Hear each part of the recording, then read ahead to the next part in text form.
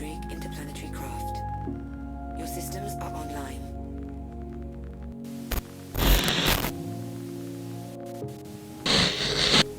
Welcome citizens. In this video we'll be taking a look at the Drake Caterpillar. We'll be going over the stats of the ship, looking at its standard loadout and giving our thoughts on the ship's uses and possible upgrades. As with all things Star Citizen, keep in mind that specific details of the ship could and probably will change over time as the game's development progresses. The Drake Caterpillar is a large multi-role vessel that can be used for transport, combat support or cargo hauling. Coming with a surprising amount of weaponry, separated cargo modules and a command module that will one day be able to detach from the ship, this impressive freighter has a few tricks up its sleeve.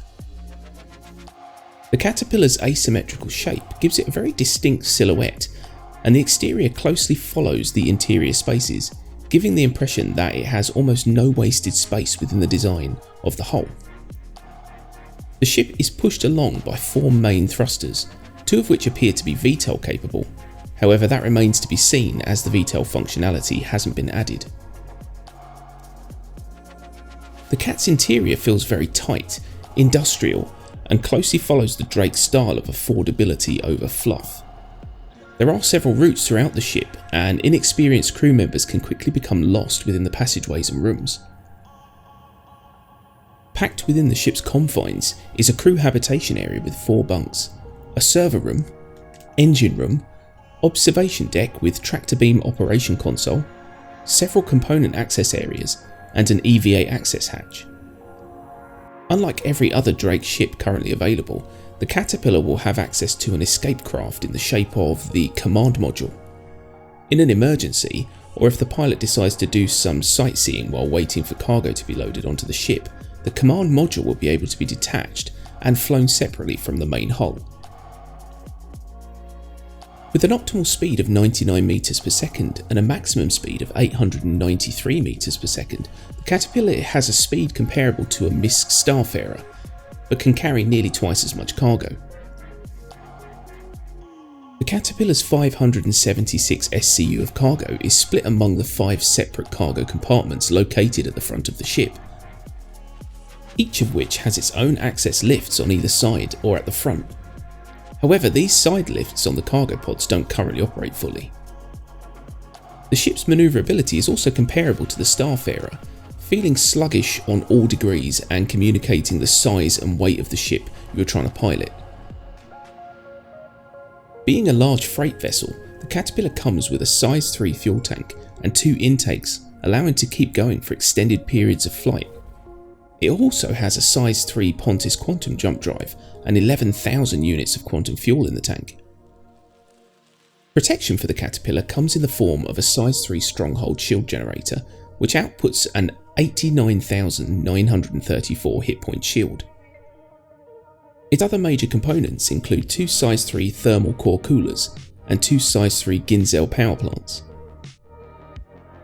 The Cat carries a respectable amount of guns for their transport, with 2 manned turrets both fitted with 2 size 4 M6A laser cannons, as well as 2 size 3 M5A laser cannons and 2 size 2 gimbaled M4A cannons under the control of the pilot. The manned turrets give good coverage over the ship, with only the obvious blind spots directly behind the ship or directly above or below the turrets. Bringing all the guns to bear on an opponent can output a large amount of damage, but given the ship's size and low agility it can be difficult. The other issue with the Caterpillar's weapons systems is that they tend to overheat very quickly with only 1 turret firing, so heat management needs to be taken seriously in a large-scale firefight.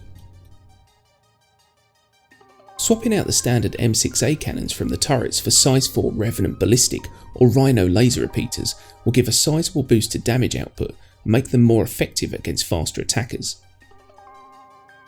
While the Revenants will output marginally more damage, the Rhinos run cooler and so don't overheat as much. It's highly advised to swap out the standard size 3 thermal core coolers for a set of size 3 ChillMax coolers to also help with overheating issues. Lastly, changing out the stronghold shield generator for a size 3 Parapet unit will boost the shield by nearly 9,000 points, but also help with the overheating.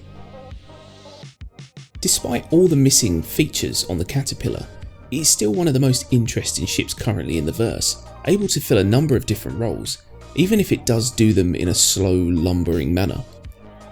With a price tag of $295 and an in-game price of around 4.5 million AUEC, the Caterpillar is fairly cheap, by the game's standards, both in-game and from the pledge store.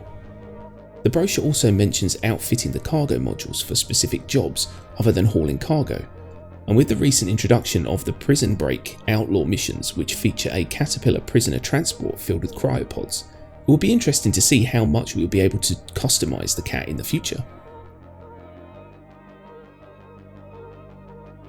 Okay, so we hope this review has been helpful or informative. If you liked the vid, click that like button and subscribe for more Star Citizen videos. Also, feel free to tell us your thoughts on this ship in the comment section below. Bye for now.